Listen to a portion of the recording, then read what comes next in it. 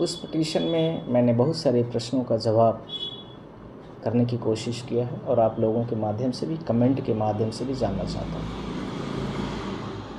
भारत देश में बुलडोज़र प्रथा तो सन 17 में स्टार्ट होती है, जिसमें सर्वप्रथम यह किसी भी इंक्रोचमेंट के लिए गवर्नमेंट प्रॉपर्टीज़ पर इंक्रोचमेंट है तो उसको लेकर के था। धीरे धीरे इसका व्यापक रूप पकड़ता गया और इसका उपयोग गवर्नमेंट अपने एक टूल्स की तरह करने लगी, और वह टूल्स सिर्फ किसी स्पेसिफिक जाति, रेस, इसके साथ में व्यक्ति विशेष, इसी के साथ में राजनीति से परे व्यक्तियों के ऊपर यह शुरू हो गया था। पर आपसे यह भी बोलना चाहता हूँ, इसी के साथ में उसमें एलिस्ट किया गया या किसी पर आरोप बनाया गया कि जो व्यक्ति माफिया होगा, जो व्यक्ति गैंगस्टर होगा, जो व्यक्ति किसी क्रिमिनल या हीनियस क्राइम से जुड़ा हुआ होगा, तो उसके ऊपर हम करेंगे। भारत देश के संविधान के आर्टिकल्स 14 में स्पष्ट करता है कि कोई भी व्यक्ति के लिए इक्वलिटीज बिफोर लॉ है, यानी नियम कानून सबके लिए बराबर है। इसी का सगा भाई आर्टिकल 15 और आर्टिकल 16 भी है, उसमें भी यही सारी चीज़ें लिखी गई हैं लगभग लमसम। पर साथ में सबसे जो महत्वपूर्ण है आर्टिकल 19 और आर्टिकल 21। आर्टिकल 21 स्पष्ट कहता है कि मानव को स्वतंत्र तरीके से जीने की दैहिक स्वतंत्रता है। दैहिक स्वतंत्रता तो शब्द आ गया, और मेरा आप सबसे प्रश्न है कि क्या ये स्टेट गवर्नमेंट्स जो भारत देश में कई राज्यों में चल रही हैं और वो इस प्रकार से वायलेशन को एक किसी आपराधिक व्यक्ति पर इस तरीके से वो वायलेशन के माध्यम से, यानी खुद भी अपराध करके अपने डीएम और एसपीओ के माध्यम से क्या कर सकती है?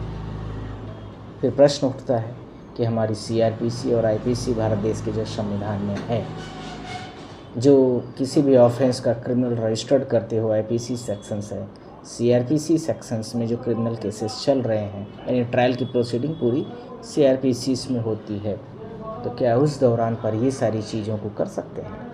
इस प्रश्न का जवाब अभी तक नहीं मिला। क्या इन डीएम और एसपी जितने हैं, जिन लोगों ने अपने अपने ज़िलों में इस तरह की कार्रवाइयाँ की, बुलडोजर्स को चलाया है, उस बुलडोजर्स के माध्यम से मैं आप सब बुलडोजर के माध्यम से अपने आप को उस स्टेट के चीफ मिनिस्टर के सामने वाहवाही लूटने के अलावा और कुछ नहीं था। दूसरा, चुनावी एजेंडास को करने के अलावा कुछ नहीं था। तीसरा, उस व्यक्ति को टारगेट करके उस पूरी कम्युनिटीज़, उस पूरी जाति को पूरा टारगेट करने के अलावा मेरे नज़र में और कुछ भी नहीं। पर सुप्रीम कोर्ट ने, जस्टिस गवई ने जब यह मैटर लगा तो उन्होंने बोला कि किसी भी व्यक्ति को यह पावर, किसी भी राज्य को यह पावर नहीं है कि यदि कोई व्यक्ति आरोपी सिद्ध हो जाता है, यानी उसको कन्विक्शन भी हो जाती है, सज़ा भी पड़ जाती है, तो भी उसको घर में जा कर के उसका घर गिरा दो आप। तो ऐसे तो बहुत सारे हुए, लगभग 15 लाख के आसपास घर गिराए गए, sorry 1.5 lakh, by mistake 1.5 lakh के आसपास 2 सालों में गिराए गए। आगे बहुत ज़्यादा हो सकता है डेटा, क्योंकि 2017 से स्टार्ट है।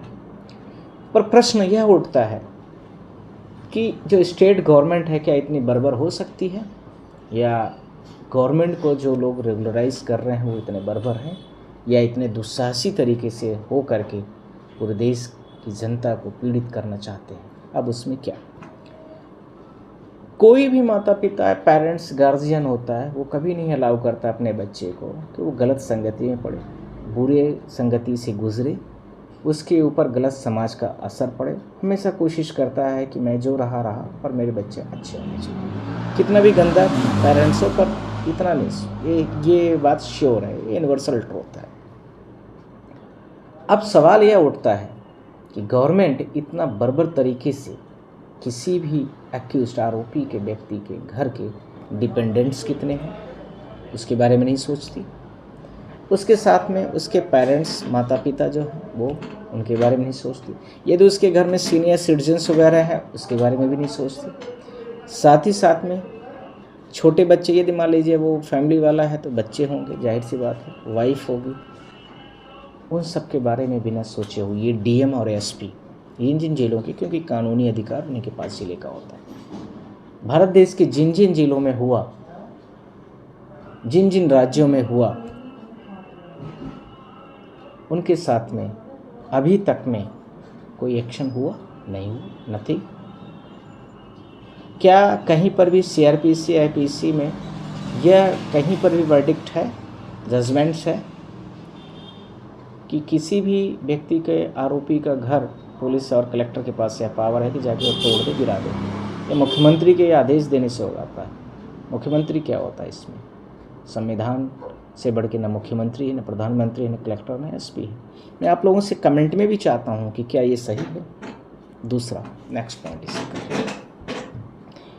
अब इसी के साथ में जो गवर्नमेंट है अपने DM SPओं को चुनाव को मैनेज करने के लिए इन सारी चीज़ों को लगा दिया, पर चुनाव के मद्देनज़र रखते हुए इन लोगों ने उस पूरे परिवार को, जो आरोपी परिवार है, उसको पूरी तरीके से पूर्णतया ख़त्म करने की कोशिश किया। उसके घर को गिराया। आज उसके पास रहने के लिए घर नहीं है, उसके बच्चों के लिए परवरिश नहीं है, उसके बच्चों के स्कूल जाने की व्यवस्था नहीं है। अब मान लीजिए वो पूरा केस लगभग 5 साल 6 साल तक चलता है, वो 6 साल तक उन बच्चों का भविष्य क्या होगा? उस 6 सालों में क्या उन बच्चों के भविष्य को वो दिन दिए जा सकते हैं? क्या उनके घर के गार्जियंस, उनके परिवार, ये सबको यह समय फिर से वापस दिया जा सकता है? नथिंग, कुछ भी नहीं हो सकता। साथ ही साथ में मेरे आप सबसे यही प्रश्न फिर से है कि क्या उस परिवार को इन सारी चीज़ों को लेकर के कुछ न कुछ गवर्नमेंट ने क्या कुछ व्यवस्था की है? रिहेबिलिटेशन दिया है? नहीं। पुनर्स्थापना की है? नहीं, नथिंग। गवर्नमेंट ने सिर्फ आपका घर गिरा दिया, आपको बेदखल करके रोड में छोड़ दिया। यह भारत देश की शर्मनाक स्थिति है।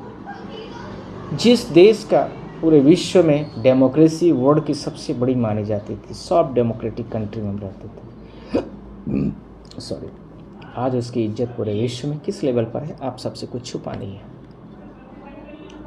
इसी के साथ में 2-3 मुद्दे और भी बड़े इसमें स्पष्ट तरीके से निकल के आए। पहला ये था कि यदि मान लीजिए संबंधित प्रॉपर्टी जिसको पुलिस वालों ने पहुंचे और उसके साथ में उसको गिरा दिया, डेमोलिश कर दिया। अब वो प्रॉपर्टीज़ बैंक की है, बैंक से हमने लोन लिया है और आप पहुंचे, बैंक की प्रॉपर्टीज़ को आपने गिरा दिया। जैसे आपने गिराया, बैंक ने तो लोन आपको अगेंस्ट प्रॉपर्टी दिया है, जो लोन का पैसा होगा कौन भरेगा? गवर्नमेंट या एक्यूज्ड जिसने लोन लिया था, या बैंक खुद? इसका भी जवाब आप लोग बताएंगे। नेक्स्ट, मान लीजिए किसी भी फैमिली का डिस्प्यूट आपस में है या किसी सो एंड सो से डिस्प्यूट है और वह प्रॉपर्टीज़ का डिस्प्यूट कोर्ट में चल रहा है। आप इस डिस्प्यूट को लेकर के उनके पास उसी दौरान पर जो वहाँ का DM और SP हैं वो पहुँचते हैं, कोई आरोप लग गया उनके ऊपर, या अब यह व्यक्ति हिंसात्मक है, यह व्यक्ति दंगा भड़काता है, इसलिए इसके घर को गिरा दिया जाए। ऐसा कुछ होता है तो DM साहब पहुँचते हैं अपने दल बल के साथ में और उसका घर गिरा देते हैं, और वो मैटर कोर्ट में भी चल रहा है। अब ये जो मैटर कोर्ट में चल रहा है, उस कोर्ट में यदि वो घर गिर गया तो पूरा तो मुद्दा कहाँ पहुँचेगा? कोर्ट क्या करेगी? अब कोर्ट कहती है कि मुझसे आपने परमिशन लिया है क्या? पर राज्य कहता है, यानी जो कलेक्टर और SP हैं दोनों, वो कहते हैं कि नहीं, मैं आपसे बढ़ के हूँ। इसका भी जवाब चाहिए मुझे। मैंने घर गिरा दिया, आपको जो करना है करते रहिए अपना। नेक्स्ट पॉइंट इसी का। इसी दौरान पर मान लीजिए आरोपी चार्जशीट फाइल होती है, वो बाइज्जत बरी हो जाता है, या कोर्ट में इशू फ्रेम होने से पहले उसको बरी कर दिया जाता है। साथ में मान लीजिए उसने क्वेश्चन FIR 482 में चला गया हाई कोर्ट में, तो कैश हो जाता है मैटर, या कुछ और हो जाता है और उसको बाइज्जत बरी कर देती है कोर्ट। तब इस चीज़ का समाधान क्या है? क्या उसके पुराने दिनों को वापस किया जाता है? क्या उसके परिवार को, जो पूरे सोसाइटीज़ में, पूरे ज़िलों में, पूरे राज्य में, पूरे देश में डिफेम किया सोशल मीडियाज़ के माध्यम से, क्या वो दोबारा वापस हो सकता है? उसके घर को गिराया और उसके परिवार को पीड़ित किया गया, उसके परिवार को सड़क में उतार दिया गया, उसके बच्चों को शिक्षा से वंचित कर दिया गया, देश में कंट्रीब्यूशन से उसको बाहर किया गया, उसके घर के लोगों को, जो सीनियर सिटीजन्स थे, जो उनके पेरेंट्स थे, उनको समाज में बहुत जलील किया गया, क्या उसका भी जवाब आप देंगे? क्या ये डीएम और एसपी जो स्टेट गवर्नमेंट अपने लोगों के माध्यम से की है, इसका जवाब क्या है आपकी नज़र में? इसको भी आपको बताना है। इसी दौरान पर लास्ट प्रश्न, इसी दौरान पर डीएम और एसपी यदि कोई भी राज्य अपने ये ऑर्डर्स को सीधा कहते कि इसकी जवाबदेही भी आपकी होगी, जिम्मेदारी भी आपकी होगी, एसपी साहब गिराने जा रहे हैं, ठीक है, आप गिरा लीजिए, एफआईआर दर्ज है उसके पर, ठीक है, पर इसकी जवाबदेही भी आपको करनी है, कोर्ट में भी और कंपनसेशन के तौर पर भी, और साथ में कुछ और भी। क्या किसी भी राज्य में, जिनमें से प्रमुखतया बीजेपी शासित राज्य है, कोई भी राज्य हो सकता है, कांग्रेस वाला भी हो सकता है, हम उसका भी विरोध करते हैं इस चीज़ को, बुलडोजर को लेकर के, जैसे कि सुप्रीम कोर्ट ने भी बोला, आप ऐसे तो छोड़ दो, किसी का घर, आप किसी व्यक्ति को कन्विक्शन भी हो गई, सजा भी पड़ गई, तो भी आप नहीं गिरा सकते। यह भी तय है कि इसकी शुरुआत इजराइल में हुई थी अगेंस्ट फ़लस्तीनियों की। आज उस देश का क्या हश्र रहा है, आप भी देख रहे हैं, मैं भी देख रहा हूँ। क्या भारत देश में इस तरह की सरकारें चलेंगी?